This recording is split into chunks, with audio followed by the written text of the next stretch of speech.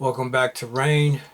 This is part 4 of my treaty series, talking about the Treaty of Peace and Friendship between the United States of America and the Empire of Morocco. I will start off with Article 21. If a citizen of the United States should kill or wound a Moor, or on the contrary, if a Moor shall kill or wound a citizen of the United States, the law of the country shall take place, and equal justice shall be rendered. The consul assisting at the trial, and if any delinquent shall make his escape, the consul shall not be answerable for him in any manner whatever. Now, how many Moors have been locked up on our land, by foreign colonizers, and they have not wounded or killed a citizen of the United States? How many of us have been locked up? Yeah, it's violation of treaty right there. Our people need to know that. Our people should know that. Our people need to study this treaty, study the Constitution as well. Because that's one of our documents. Our ancestors came up with that, and we are our ancestors, so that makes the document ours. But yes, Article 21 is constantly violated.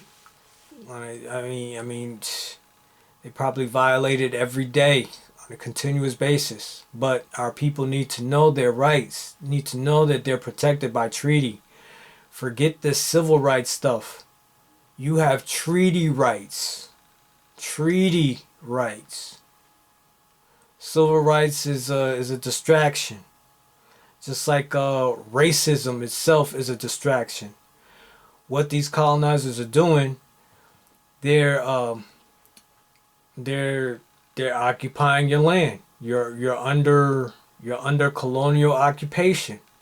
So of course they're going to oppress you. Of course they're going to try and keep you in the dark as long as possible. They're going to say, "Oh, we're all Americans." No, not all of us.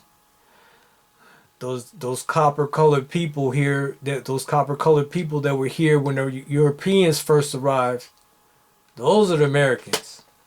Yeah, copper. All day long. Copper. Yeah, my bloodline was here. Your bloodline was here also. If you're copper, just like me, and you had a grandmother or great-grandmother to say, "Oh, you got Indian in your family." No, we were the Indians. It was us. We didn't call each other Indians. That's what the Europeans called us. But yeah, if you look at the definition of Indian in the Black's Law Dictionary, 4th edition, it'll tell you the aboriginal inhabitants of North America. Matter of fact, I think I'll just show you guys, because I know a lot of you don't have Black's Law Dictionary.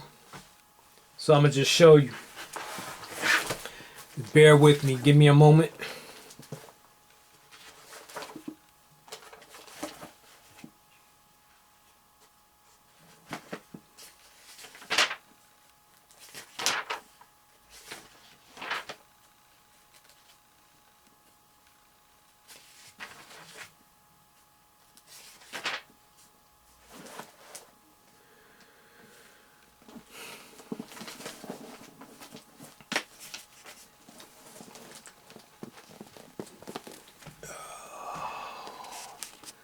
Let's see. Indians. Hope you guys can see that.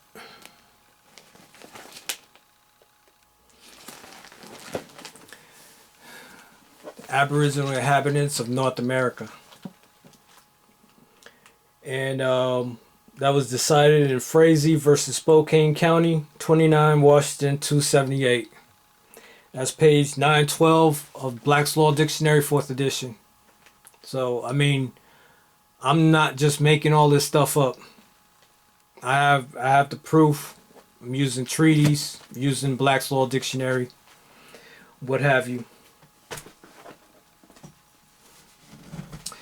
But I would like to get back into my book.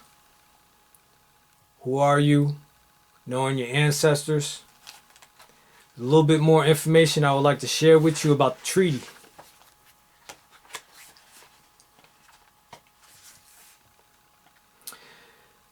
Now, I had mentioned in another video about James Lieb. He was the consul at Tangier, October 11th, 1836. These are the consular dispatches. Tangier, number 39. He wrote in the file papers, "The treaty, it will be observed, being sealed by the emperor according to the diplomatic custom observed in this empire, bears the form of a grant."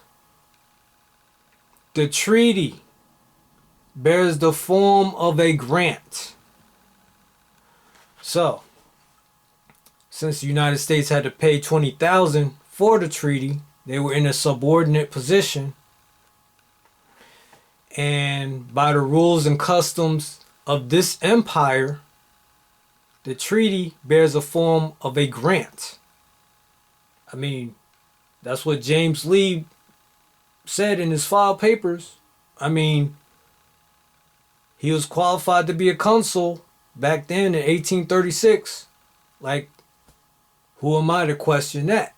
So, if you go to Black's Law Dictionary and you look up the word grant, by the word grant in a treaty is meant not only a formal grant, but any concession, warrant, order, or permission to survey, possess, or settle, whether written or parole, express, or presumed from possession. Such a grant may be made by law as well as by a patent pursuant to a law. All right? So in simple terms, United States of America has permission to be here, permission to settle, permission to survey the land.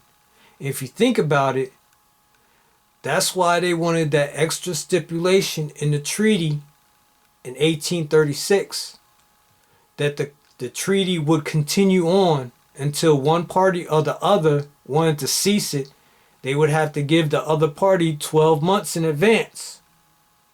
But if you think about it, that's why they wanted James Lee to get that extra stipulation put in there, because they know it'll be time for them to go.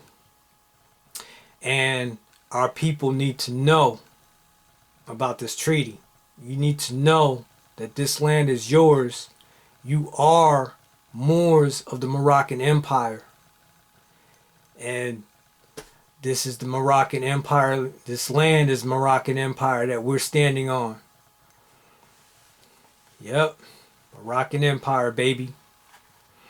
United States is a foreign European corporation conducting trade and commerce in foreign lands.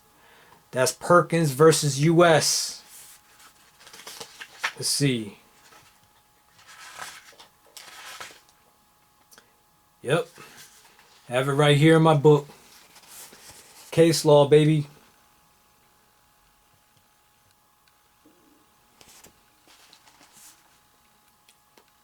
U.S. versus Perkins, 163, U.S. 625. All right. That concludes part 4 of this treaty series. I hope you enjoyed it. I hope it was enlightening. For now, peace.